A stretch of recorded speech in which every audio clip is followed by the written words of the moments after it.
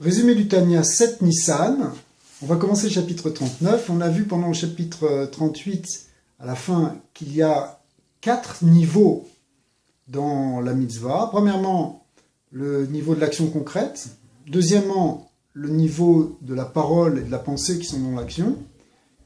Ces deux niveaux correspondent à l'aspect physique, l'aspect du corps de la mitzvah. Après ça, il y a 2 autres niveaux qui sont de l'ordre de l'âme de la mitzvah et qui sont la kavana. Alors dans la kavana, on avait distingué 2 niveaux de kavana. Une kavana qui est la plus élevée, le Mourazaken avait commencé par la plus élevée, qui est la kavana en fait des tzadikim, qui font naître à partir de la méditation profonde sur la grandeur de Dieu, en utilisant la mitzvah comme support, font naître des sentiments de crainte et d'amour supérieur, spirituel. Donc ça, c'est le niveau le plus élevé. Et puis un niveau un peu plus bas, et qui est commun à l'ensemble des gens qui accomplissent les mitzvot, c'est une kavana simple, dans lequel on donne notre cœur et notre amour et notre respect dans l'accomplissement de la mitzvah ou dans l'étude de la Torah. On est prêt à faire Messirut Nefesh.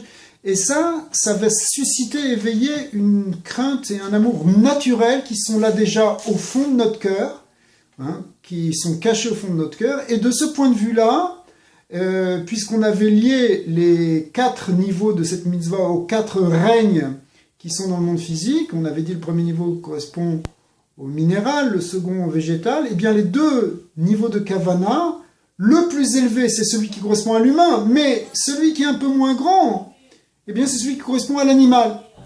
Donc de ce point de vue, il y a comme une dimension d'animal. Effectivement, dans le premier niveau, le plus élevé,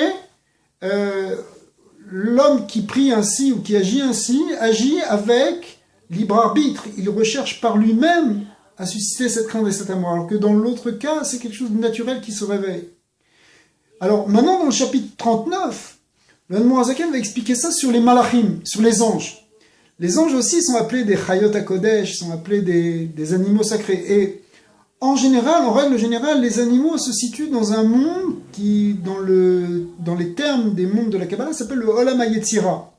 Ce monde de Yetzira est lui-même produit par les midot divines, c'est-à-dire le Or Ein Sof s'habille dans des attributs qui sont plus de l'ordre de l'émotion, Chesed, Gevura, Tiferet.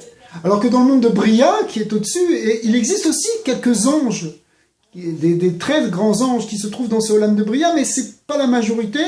Eh bien, là aussi, il y a ce niveau de Bria est un niveau qui, lui, est dirigé par les séphirotes de Chochma Binadad, c'est-à-dire les séphirotes supérieurs. Alors, en général, les neshamot des tzadikim viennent de ce monde de Bria. Et puisqu'elles viennent de ce monde de Bria, elles-mêmes, elles ont une supériorité à la plupart des anges, on va dire. Aux anges, en tout cas, même les anges de Bria sont moins grands que ces neshamot. Donc, de manière générale, les neshamot viennent d'un niveau qui est plus élevé que les malachim. Et les malachim sont comme des behemoths, effectivement, des behemoths saintes, sacrés, mais qui ne sont pas dotés de libre arbitre. Alors que les neshamot, elles peuvent amener, par leur méditation et leur compréhension, justement, cette dimension spirituelle qui va être appelée dans le Zohar l'expression Reuta Deliba. Les Reuta Deliba voulant dire le Ratzon Halev en hébreu, la volonté du cœur, c'est-à-dire une volonté qui est beaucoup plus profonde que celui des midot normales, des traits de caractère émotionnel normaux. C'est quelque chose qui est suscité par la profondeur, ici du cœur, mais en fait c'est la profondeur du cœur, c'est la profondeur de ces séphirotes, de Chochma Binadad. Alors, les neshamot qui ont ce niveau-là, eh bien, elles peuvent, à travers les mitzvot, retrouver leur état spirituel, qui est l'état du Gan Eden Elyon. Et quand elles sont dans ce Gan Eden Elyon, alors elles ont un oneg extraordinaire. Alors, on verra par la suite qu'est-ce qui se passe pour les autres neshamot.